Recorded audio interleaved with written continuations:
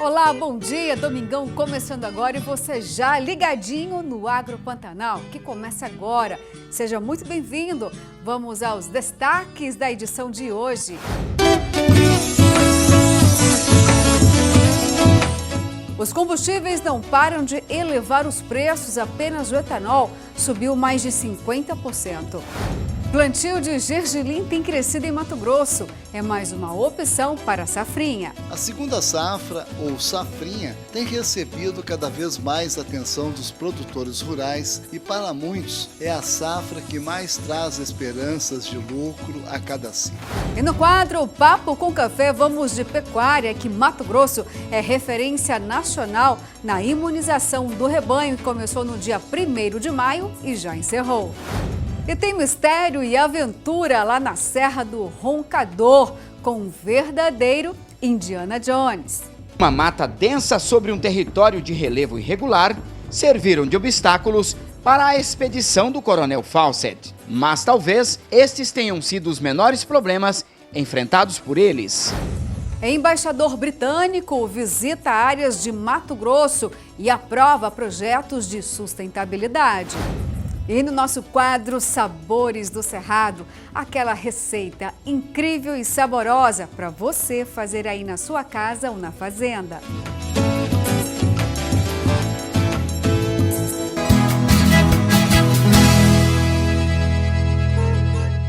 Começamos a edição do Agro Pantanal de hoje falando de inovação. Tem produtores no interior de Mato Grosso que estão investindo em gergelim, pois é uma grande novidade que tem se mostrado um sucesso. Pelo menos é o que aponta o Instituto Mato Grossense do Algodão.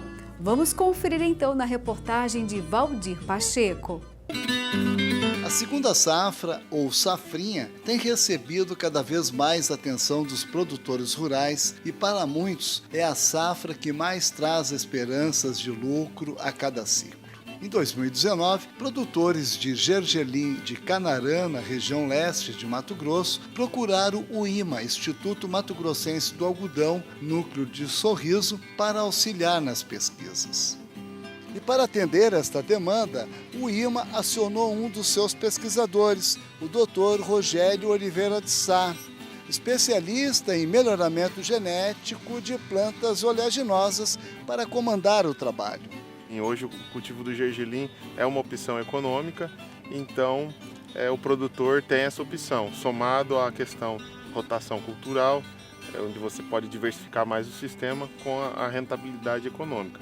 No caso aqui é um processo de melhoramento, de desenvolvimento de cultivar. O objetivo dessa lavoura, desse processo aqui é desenvolver, chegar num cultivar que tenha características agronômicas, que entregue para o produtor produtividade com um manejo, com as boas práticas culturais organizadas. Hoje o gergelim tem nos campos uma dificuldade de informações, poucas opções de cultivares e cultivares que estejam bem organizados. Então o Instituto, como é do produtor rural, tem esse objetivo de estar contribuindo ao sistema produtivo. Como é uma questão econômica, o produtor necessita, e é uma questão de sustentabilidade, onde nós vamos colocar o gergelim aí para ajudar as grandes culturas como soja, algodão, milho e outras.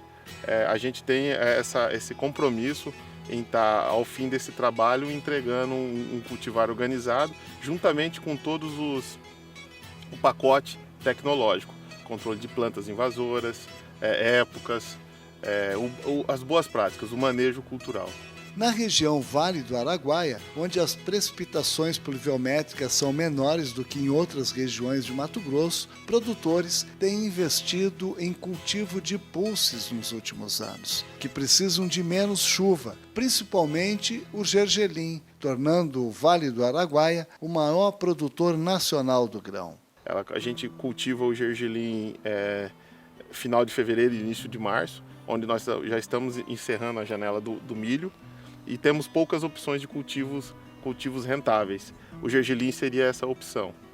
Se você conseguir se antecipar, você dá um regime hídrico maior, ela vai te responder com produtividade. Mas nós temos a questão de outros cultivos, janelas, né, de outras culturas. Então a gente coloca o gergelim por uma questão de manejo. A pesquisa comprova que o gergelim é uma boa opção para o manejo de nematóides. Ela vai se estabelecer na sucessão com a soja, né? Porque a soja você cultiva ali no começo das águas, né, no verão, e ela vai ser uma sucessão principalmente para a soja. E ela tem uma relação com os nematóides. Hoje nós temos dentro do Instituto Mato Grossense do Algodão, liderado pelo Dr. Rafael Galbieri, nosso fitopatologista, que estuda essa relação de patógeno hospedeiro. E a gente observou, o Dr. Rafael está divulgando para nós, está divulgando trabalhos onde que algumas raças de nematóide não se hospedam no gergelim. De Sorriso, Valdir Pacheco para o Agro Pantanal. Olha, tá aí, viu? Uma novidade para você que nem imaginava, né? Fazer o cultivo do gergelim. Com certeza pode ser muito promissor. Tem toda aí uma ajuda de assistência técnica, profissionais altamente capacitados para levar a melhor informação para você que é homem do campo e está buscando aí inovação. Fica aí a dica para uma segunda safrinha. Bom, e agora a gente vai falar de solidariedade no agronegócio. Em tempos de pandemia, a gente cobra, né, mais ajuda financeira e também donativos daqueles que têm muito. E o agronegócio pode e deve ajudar. Por isso, tem exatamente ações de solidariedade deste setor. Quem até mesmo se manifestou a respeito disso foi a Câmara Federal. Vamos ver então a palavra do vice-presidente da Frente Parlamentar da Agropecuária. Acho que é um gesto que o setor faz de cidadania, né? O mundo enfrenta essa pandemia, é assustadora em todos os cantos do planeta. Mas o Brasil tem uma coisa que conseguiu ficar de pé, que foi o setor agropecuário. A produção agropecuária ela não parou, né? E o próprio governo também criou um mecanismo para que ela pudesse, inclusive, ampliar. Não só olhando para a balança comercial, como a responsabilidade de produzir alimentos para que esse alimento chegasse na mesa dos brasileiros. Esse gesto aqui hoje é o setor reconhecendo que pode também fazer uma ação solidária. Nós temos do agro, né? A agricultura é negócio a céu aberto e a agricultura não tem contra-cheque. Naturalmente, para nós que somos do agro, a agricultura é o nosso negócio, mas eu acho que é um gesto importante porque nós estamos tirando parte disso, né, dessa ação integrada entre os ministérios para fazer um gesto de solidariedade. Todo mundo pode ajudar um pouco, o governo está fazendo a sua parte, mas naturalmente todo o setor produtivo brasileiro, não só o agro, como todos os outros segmentos, podem nesse momento fazer um gesto de solidariedade com brasileiros que não tiveram a oportunidade de continuar trabalhando, de continuar produzindo e passam por dificuldade.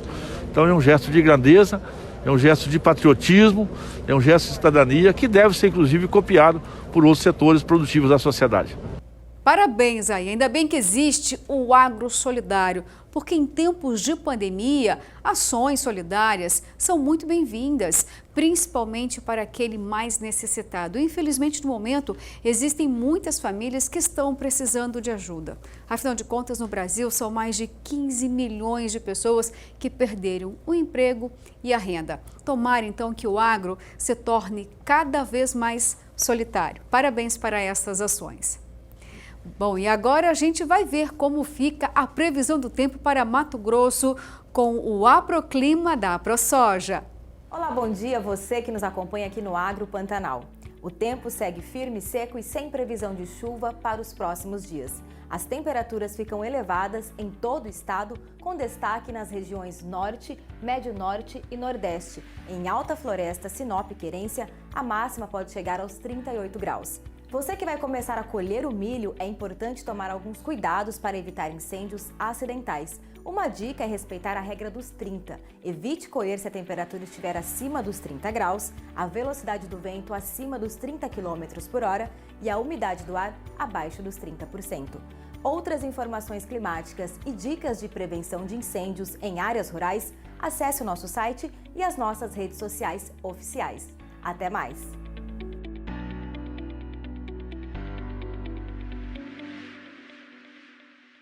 E agora a gente vai para um rápido intervalo, mas eu volto daqui a pouquinho, viu? Falando de um assunto que está fazendo doer no seu bolso, o preço alto dos combustíveis. Fique comigo, em instantes, Agro Pantanal está de volta.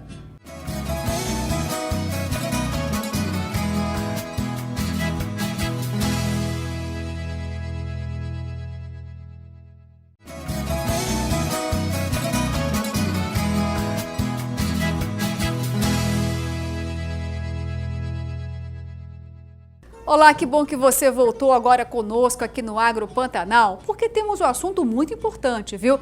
Com certeza você está aí sentindo doer no bolso o preço alto do litro dos combustíveis e de todos, o etanol, a gasolina e até do óleo diesel.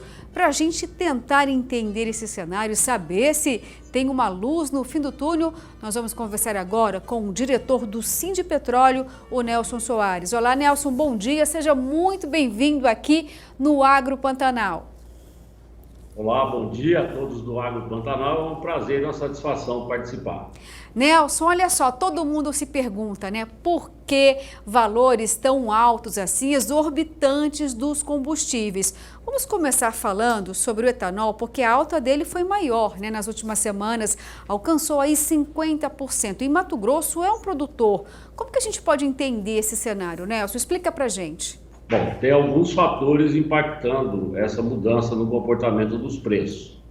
Desde fatores internacionais, como é o caso da Índia, por exemplo, que é um grande produtor de açúcar, mas passou a produzir etanol, como o Brasil.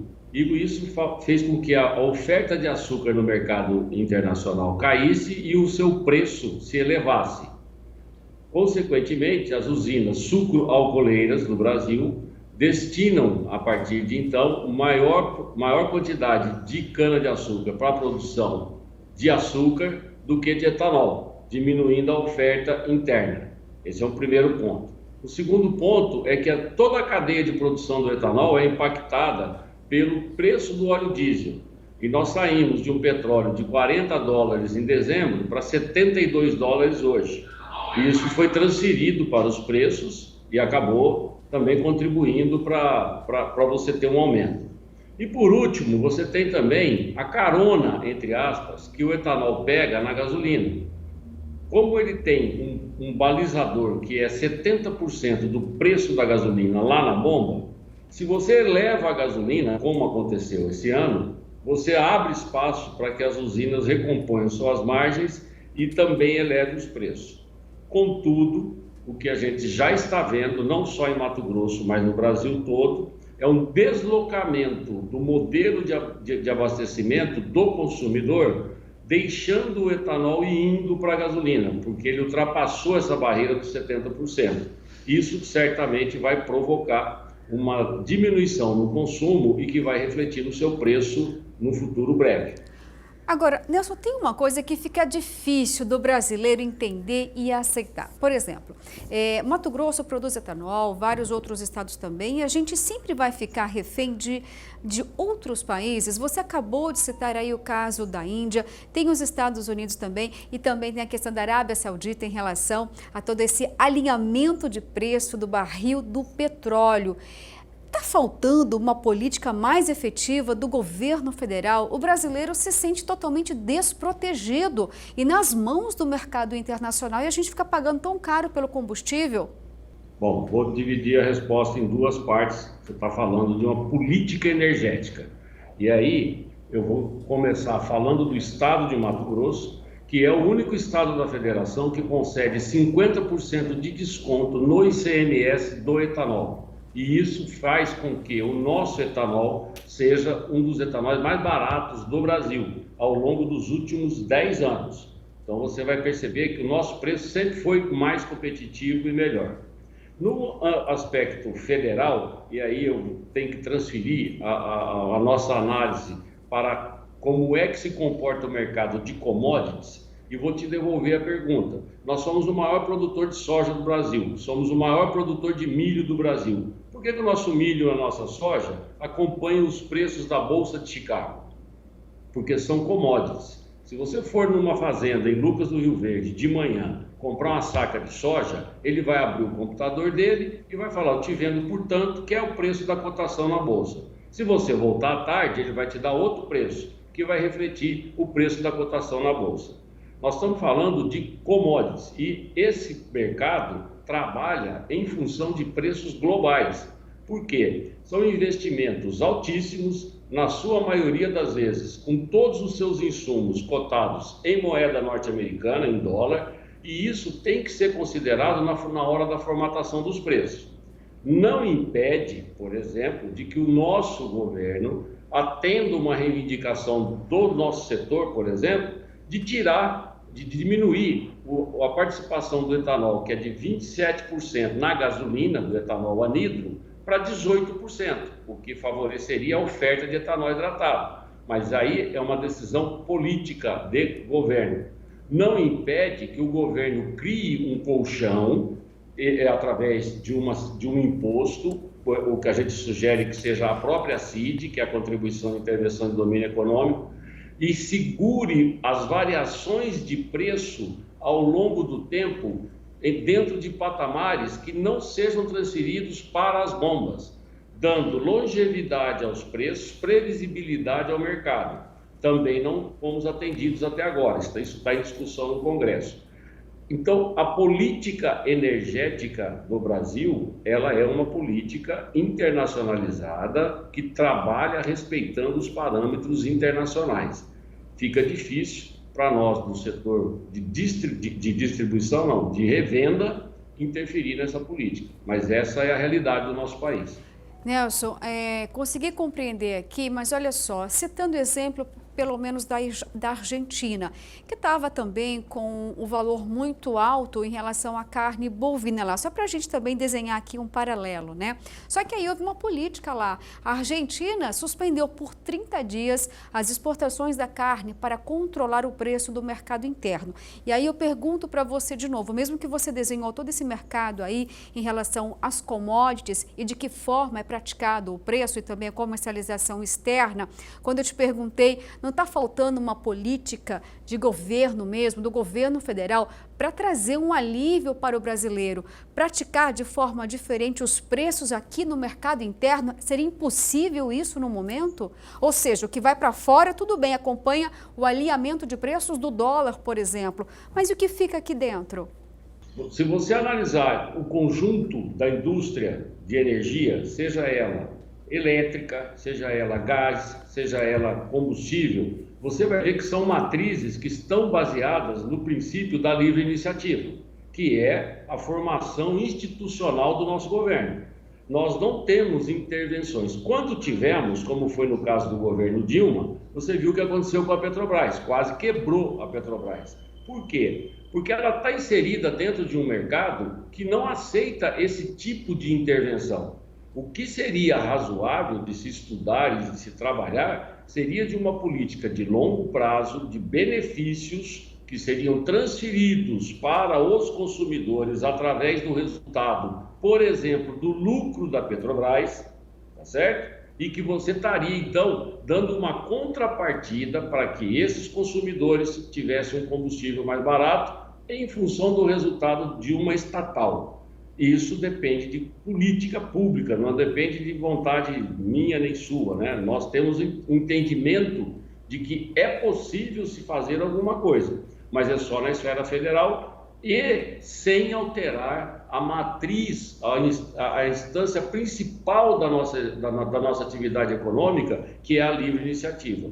Intervenções de governos dentro da política de preço, que está sendo praticada em função de mercado global, com certeza a conta volta para o consumidor e volta mais caro. Tá, diante então desse cenário que você desenhou, que a gente não ficou muito animado com ele, infelizmente, a realidade, está faltando uma política, né, para poder trazer um alívio aí financeiro para os brasileiros. Diz pra gente, o que podemos esperar dos preços desses combustíveis nas próximas semanas? Novamente uma tendência de alta ou a gente pode ter um recuo aí de preços? Olha, nós estamos passando por um momento de altíssima volatilidade no mercado de combustíveis, seja ele de etanol, seja ele de derivado de petróleo. A expectativa, com o petróleo superando a barreira dos $72, isso que está acontecendo agora, nós tivemos, por um outro lado, a redução da valorização do dólar perante o real, ou seja, a nossa moeda está se valorizando, o dólar está caindo. Isso trouxe um benefício já para o nosso consumidor, de que o petróleo saiu de $64 para $72 e nós não tivemos aumento de combustível, porque a paridade do dólar com o real está fazendo o contrapeso desse aumento. Porém, a continuar a atividade econômica sendo aberta e aumentada ao longo do segundo semestre agora, e isso é uma perspectiva mundial que a vacina está trazendo, você vai ter um aumento de demanda. A OPEP já fez a reunião dela e já sinalizou de que vai continuar entregando petróleo a conta-gotas. Isso vai fazer com que os preços tendem a subir. Os analistas imaginam que esse preço pode chegar a $80 no mês de outubro. Isso vai ter reflexo no nosso mercado. Não só no nosso mercado, mas principalmente numa briga que a gente está começando a travar agora, que é no processo inflacionário. Uma vez que a hora que você aumenta o combustível, você impacta toda a cadeia produtiva, toda a atividade comercial do país. E então, o horizonte que a gente tem aí de médio prazo não é um horizonte tão favorável, mas temos que aguardar para ver como é que se comportam os outros elementos formadores dessa precificação, tanto do etanol quanto do óleo diesel e da gasolina. Nelson, olha só, muito obrigada, viu, pela sua participação, e a gente vai torcer aqui por dias melhores e outras soluções também, tá? Acabei de conversar então, gente, com o Nelson Soares, o diretor do Sindipetróleo. Até mais, uma outra oportunidade, Nelson. Muito obrigado, eu que agradeço a oportunidade. E o embaixador do Reino Unido no Brasil, Peter Wilson, esteve em Mato Grosso. Ele foi conferir projetos de sustentabilidade lá na região de Juruena, que alimenta mais de 500 famílias, gerando emprego e renda. O embaixador do Reino Unido no Brasil, Peter Wilson, visitou a cidade de Juruena, em Mato Grosso, e conheceu a cooperativa do Vale do Amanhecer, que trabalha com a extração de castanhas do Brasil. A Copavan é apoiada pela Partnerships for Forest, a P4F, que é uma forma de ajudar financeiramente projetos que conseguem balancear o lucro com a sustentabilidade. E também conheceu a fazenda São Marcelo, que vai no sentido contrário das grandes fazendas por priorizar a preservação ambiental. Para o embaixador, é possível cooperativas e grandes fazendas terem lucros e trabalharem sem danos ao meio ambiente. Aqui em Mato Grosso, o que me impressionou é a determinação de grandes fazendas e pequenas cooperativas de produzir mais e o fazerem de uma forma mais sustentável. Realmente, eu acho possível. Para a presidente da Copavan, Luzirene Coelho Lustosa, a palavra que melhor define a ajuda que recebe da P4F é gratidão, porque sem eles, muito do que a cooperativa conseguiu nesses últimos tempos seria bem difícil. Foi muito importante para a gente, né, ter esse projeto, ter esse investimento e assim, é gratidão mesmo, né, por eles terem acreditado no nosso trabalho e a gente ter tido todo esse apoio. Eu acredito que se não tivesse tido esse apoio do projeto, talvez a gente não teria conseguido ter trabalhado, por exemplo, o ano passado. Para a secretária de Meio Ambiente, Maureen Lazzaretti, e o secretário de Agricultura Familiar, Silvana Amaral, Mato Grosso é um estado modelo principalmente para o mundo, porque mostra que é possível trabalhar com a floresta sem ter que destruí-la. O exemplo que nós vimos hoje é como a castanha do Brasil pode ser retirada da floresta, pode gerar sustento para mais de 400 famílias, entre famílias indígenas e famílias do município de Juruena, um exemplo prático de que a bioeconomia, a floresta em pé,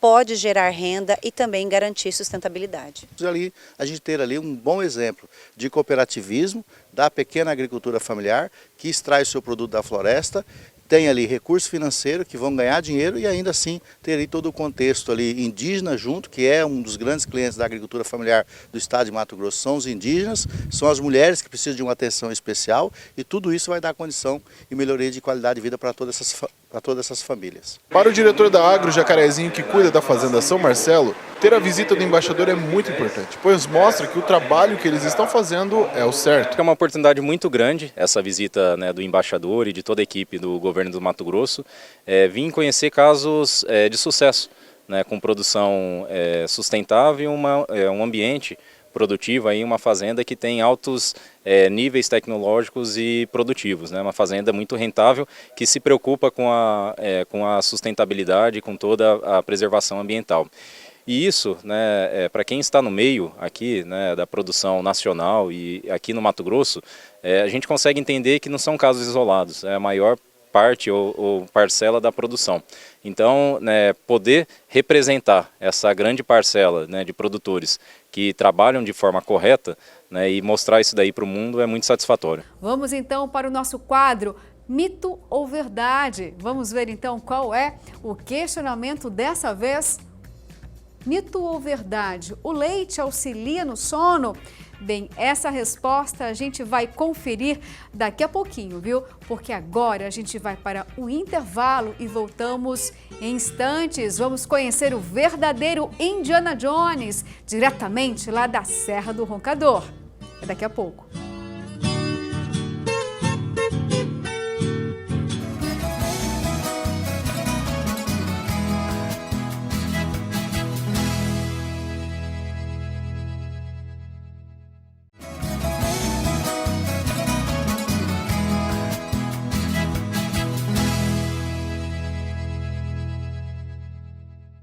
Que bom que você voltou aqui comigo no Agro Pantanal, porque agora tem aquela reportagem especial que você adora, é o agroturismo.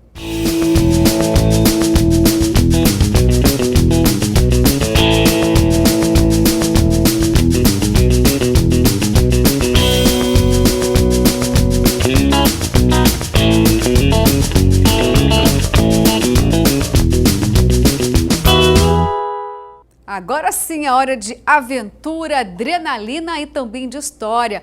Vamos embarcar em uma aventura direto lá para a Serra do Roncador, com a equipe especial de Genito dos Santos, que conta tudo pra gente sobre a verdadeira história de Indiana Jones, que saiu daqui de Cuiabá em busca da cidade perdida, a Z. Vamos conferir.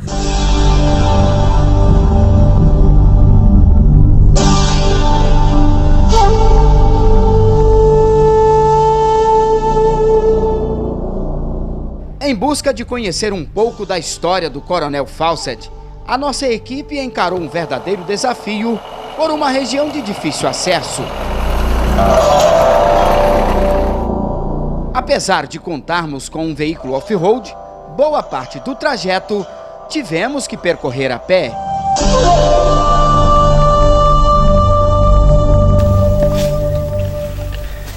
Uma das maiores dificuldades que nós enfrentamos aqui é a falta d'água. Além disso também, o sol é muito quente e nós precisamos ter muita disposição para continuarmos a nossa aventura.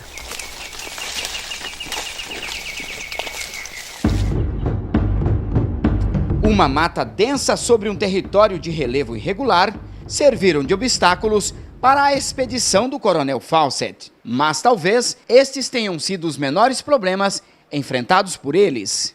Além dos índios hostis, também existiam muitos animais perigosos. Fawcett deixou registrado em seus manuscritos que havia matado uma anaconda de quase 19 metros de comprimento. A última notícia da expedição foi datada de 29 de maio de 1925. Eles haviam percorrido mais de 500 quilômetros desde que partiram da capital Cuiabá e se encontravam próximo às aldeias do Xingu.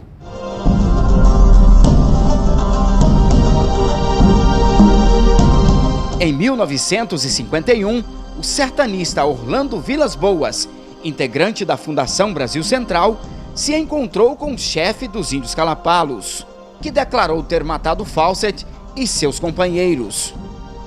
O corpo do coronel teria sido enterrado por eles. E os dois jovens atirados no rio Xingu.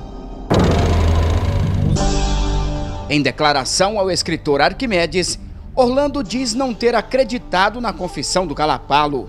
O relato está registrado no livro Portal do Roncador. Por um lado, o mais fácil de se entender é que ele teria sido morto pelos índios, né? Mas há um elemento aí que surge com a declaração da própria esposa dele e que ele recomendava que ela não se preocupasse com ele, que ele tinha encontrado o seu destino que ele tanto procurava.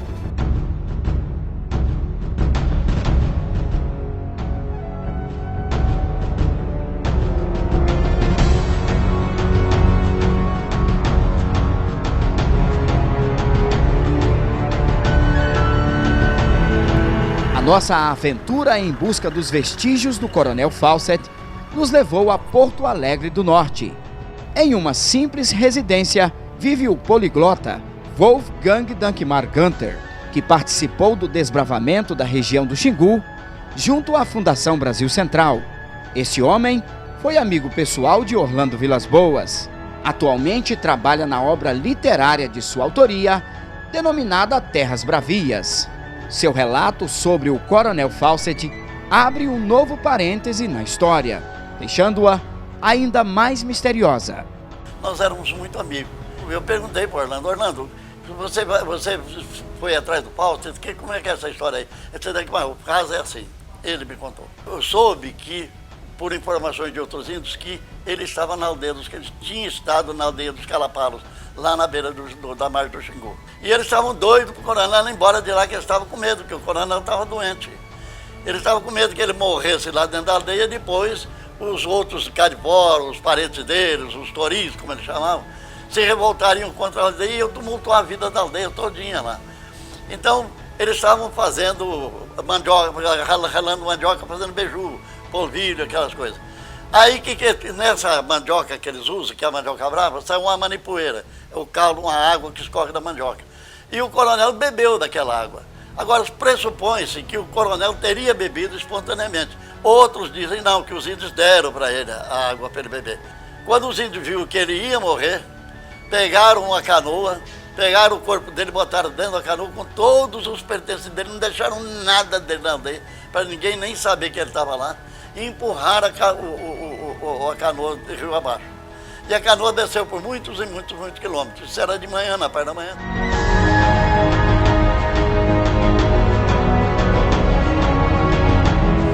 Lá vem uns índios subindo de umas pescarias da mesma aldeia, viram aquela canoa rodando, encostaram na canoa e viram que o homem estava dentro, o coronel estava morto dentro da canoa. Aí eles foram para o barranco alto, arrastaram a canoa para o barranco, abriram um buraco, enterraram o coronel. Falaram, agora você vai levar nós lá onde vocês enterraram. Quem sabe, eu sei, uns índios sabiam onde é que tinha sido enterrado, fazia muitos anos já, mas eles sabiam. Foi aqui que eles enterraram, aí cavaram, acharam a ossada. Quando eu conheci o Orlando, ele argumentou a mesma coisa para mim. Logo o Orlando e o Cláudio associaram esse ser branco ao Fawcett e foram até onde poderiam encontrar a ossada, enterrada à margem do rio. Desenterraram, pegaram a ossada na certeza que fosse do Fawcett. Levaram para São Paulo para fazer análise e para fora do país para fazer análise. A família se negou a fazer o exame de DNA, mas foi negado que fosse do Fawcett pelo seguinte aspecto que conclui que não é do Fawcett. O rádio, o fêmur, estudado pela ossada, corresponde a uma pessoa de 1,60 m. Fawcett tinha em torno de 1,90 m.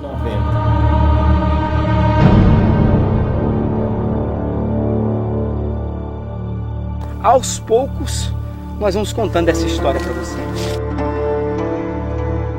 Acompanhe na próxima semana o último episódio da nossa aventura, em busca dos vestígios do verdadeiro Indiana Jones. Um forte abraço e até lá!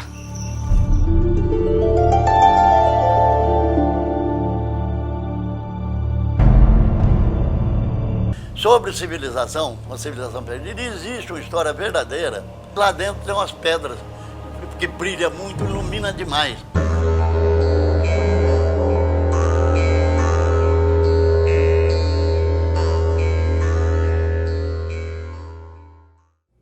Gente, que delícia, né? Confesso que estou me sentindo aqui numa sala de cinema conferindo esse material maravilhoso aí da equipe de Genito dos Santos, que está desvendando para a gente, né, esse mistério aí do verdadeiro Indiana Jones. Que trabalho fenomenal, fantástico. Genito, obrigada, viu, por esse presente imenso e fazer com que o nosso telespectador do Agro Pantanal aprenda até mesmo mais sobre história e tenha momentos aí de inspiração e também de aventura, viu? Continue conosco porque o agroturismo vai continuar te impressionando. E olha só, falando em turismo, nós vamos agora falar de uma medida lá do governo federal, que é o selo do turismo. Você agora, quando vai viajar, por exemplo, sabe se aquele hotel ou restaurante estão utilizando os protocolos de biossegurança justamente para te proteger contra a Covid-19. Águas cristalinas que impressionam. O Rio Azuis fica no município de Aurora, em Tocantins, e é em suas margens que fica o restaurante do Osmani. E para a segurança de quem passa por lá, ele investiu em ações para reduzir o risco de contaminação por Covid-19. A gente usa álcool gel nas mesas. A limitação de clientes aqui é só 50% da capacidade do restaurante. As mesas, elas têm distanciamento de 2 ou mais metros uma mesa da outra. Funcionários de garçons, cozinheiros, copeiros usam máscaras. O restaurante é um dos 28 mil estabelecimentos que recebeu do Ministério do Turismo o selo Turismo Responsável, Limpo e Seguro. O selo identifica locais que adotaram protocolos de biossegurança para proteger turistas e trabalhadores contra a Covid-19. O selo Turismo Responsável evidencia o nosso compromisso em apoiar o setor de turismo brasileiro a se adequar à nova realidade e em garantir que a retomada da atividade do nosso setor ocorra de forma gradual e segura.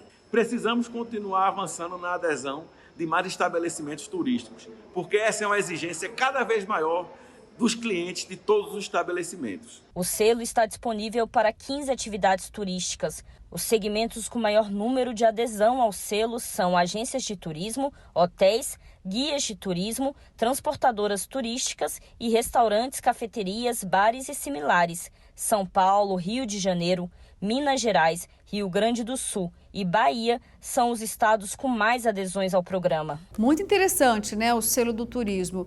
E para você tem uma novidade aqui em Cuiabá, vai gostar muito. Aqui já tem o selo do turismo. E quem vai explicar melhor para a gente isso é o secretário do turismo aqui da capital, Oscar Lino. Vamos diretamente com ele. Estamos aqui hoje na Secretaria Municipal de Turismo para falar um pouquinho a respeito do selo do turismo responsável.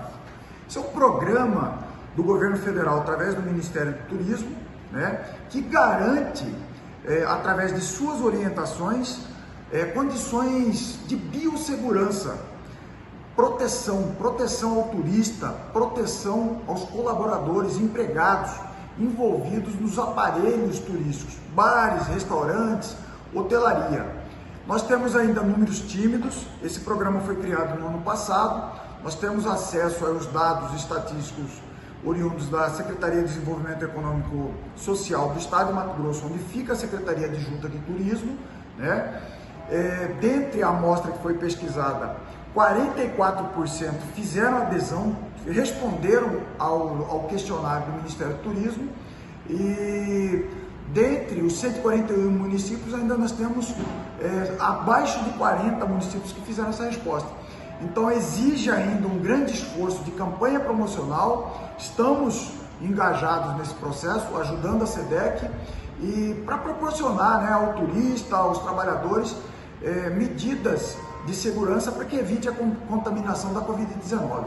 Olha só, hein? O Agro Pantanal vai para um rápido intervalo, mas eu vou continuar aqui esperando por você, porque na volta vamos falar de pecuária, é sobre a imunização contra a febre aftosa.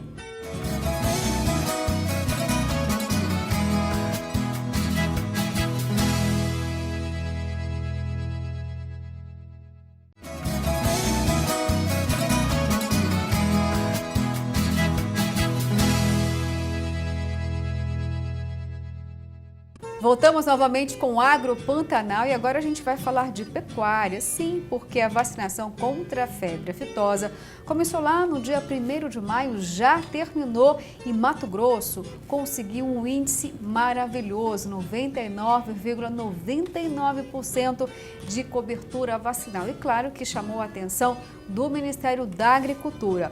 E é sobre este assunto que nós vamos falar agora no Papo com Café.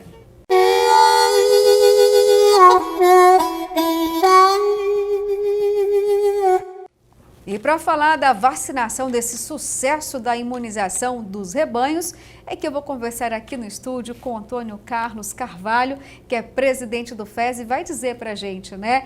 Olha, já falamos aqui outras vezes, Antônio, mas conta para a gente, né? Que receita maravilhosa, a gente não consegue imunizar as pessoas contra a Covid-19 e o FES, através do INDEA, consegue alcançar aí mais de 30 milhões de cabeças de gado em um período recorde. Foi mais uma vez um sucesso. Antônio, bom dia. Bom dia. São 60 anos que nós estamos praticando a vacinação da bovinocultura na questão da febre aftosa, né? Então, os produtores já estão bastante enganjados, eles já sabem e têm que cumprir o dever de casa para que a gente possa, nesse processo de erradicação dessa doença que prejudica tanto o estado de Mato Grosso na questão econômica, né, na questão tributária, e a nós produtores que estão vacinando. Então, desses 60 anos de prática, né, a gente já adquiriu agilidade, né?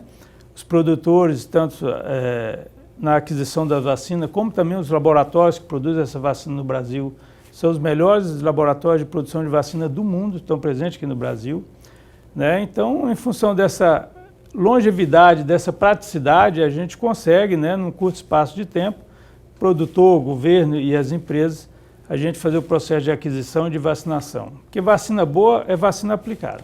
Com certeza. E falando de aplicação da vacina, como é que está o processo de comprovação da imunização? Então, foi feita uma sorologia, né, que é feita todo ano e, graças a Deus, Mato Grosso atingiu o índice de 99,99%. Isso é maravilhoso, é sinal que o produtor está fazendo muito bem feito o dever de casa. Vacina de qualidade e vacina bem aplicada, né?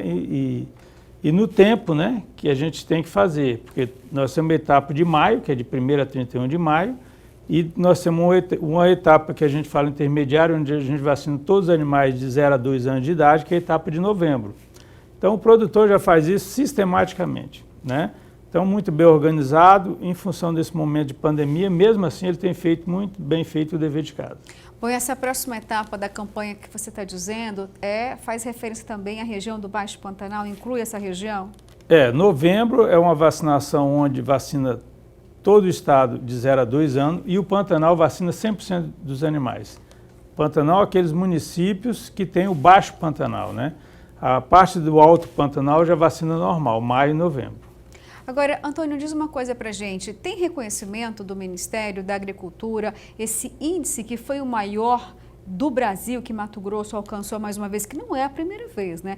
Existem desdobramentos práticos em relação a esse reconhecimento ou não? Ou mera formalidade?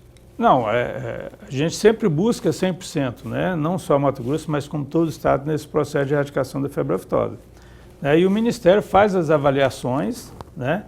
As avaliações pós-campanha, fazendo sorologia, né, fazendo os acompanhamentos, e para nós uma satisfação muito grande que Mato Grosso consegue atingir esse índice. Não é a primeira vez, né? Agora, é uma coisa que é muito importante, a gente já falou também em outras ocasiões, a imprensa, né, mundial, sobre as regiões livres de aftosa. Uma conquista aí, né, que todo esse segmento há mais de 30, talvez 30 anos de luta. E, de fato, isso vai trazer modificações para a próxima etapa já de imunização ou não? E o que muda na prática? Então, dentro do Programa Nacional de Erradicação da Febre Aftosa, do PINEFA, né, a gente tinha aquela missão que a partir do ano de 2021 a gente ia retirar 100% da vacina em todo o Brasil. No ano de? 2021. Não tirou. Né? Em função da pandemia, né, a gente está em discussão, talvez seja a última etapa em novembro de 2021. Né? Isso pós o Ministério fazer as auditorias, fazer as avaliações, e aí sim, após estiver tudo 100% correto, a gente possa fazer o requerimento ao Ministério da Agricultura de livre de aftosa sem vacinação, e aí esse pleito ser submetido à organização internacional que faz o reconhecimento internacional, como foi feito agora para o Bloco 1, onde Mato Grosso tem 1% do seu rebanho livre de aftosa sem vacinação. E de que forma o mercado internacional está reagindo com isso? Ou ainda é muito cedo para falar que já serviu para abrir negociações, abrir mercados, ou não? Isso já começou de forma antecipada? Veja bem, os mercados eles ficam constantemente atrás dessas avaliações da organização internacional. Então, para nós que fomos reconhecidos agora no final de maio, né, o estado de Rondônia, do Acre, parte de Mato Grosso e o sul do Amazonas, juntamente com o Rio Grande do Sul e Paraná, então essas tratativas agora vão ser feitas pelas empresas em busca daqueles mercados mais exigentes que adquirem carne só de estados ou países que não vacinam contra a febre aftosa. Agora, explica uma coisinha pra gente, depois que suspender então 100% a vacinação da aftosa, não tem mais imunização no rebanho, o FESA perde um pouco da finalidade dele ou não é nada disso? Ao contrário, né? A vacina é um dos instrumentos para manter o programa de erradicação da doença. A partir que você retira a vacina, e dentro de um ano seus animais vão estar sem imunidade nenhuma, aí você tem que aumentar o processo de vigilância. Daí vai aumentar mais a importância do FESA, né, dos produtores rurais que vão estar atualizando seus rebanhos semestralmente no INDEA, e nós vamos ter que estar trabalhando arduamente no processo de vigilância para que o vírus não retorne ao nosso território.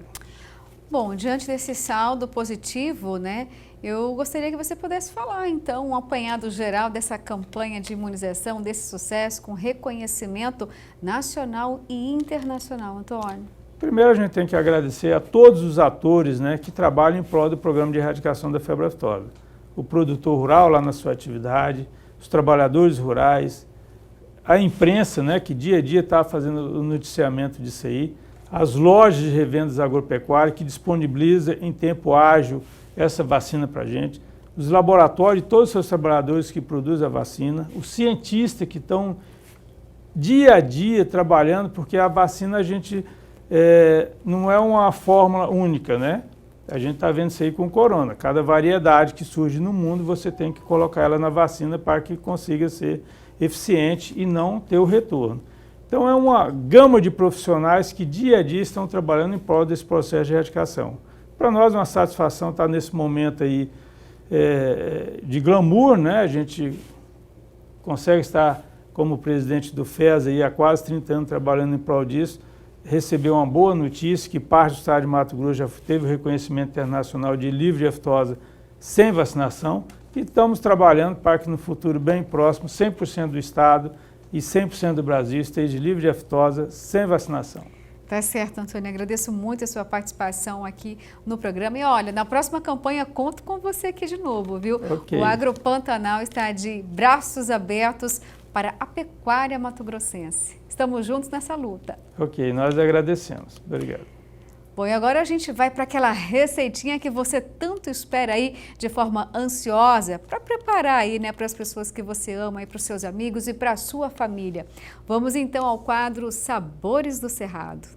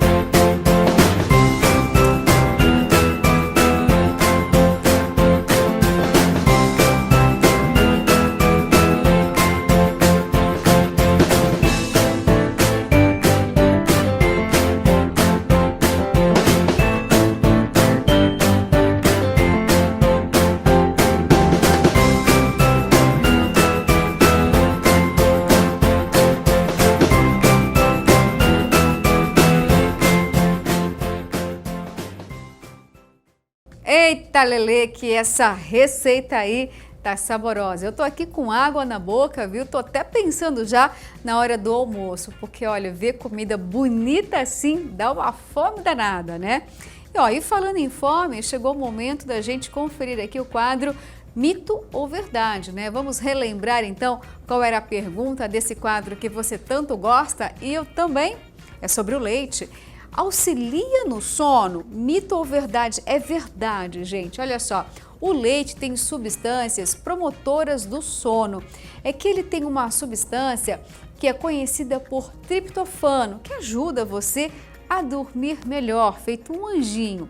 Mas olha, só que não é todo leite não, viu? Se ele for muito gorduroso, aí o efeito é o contrário, vai tirar o sono. Pois é, se for um leite desnatado ou baixo em gordura, aí sim você pode ter aquele sono dos deuses, maravilhoso, né? Aquele sono reparador que todos nós gostamos.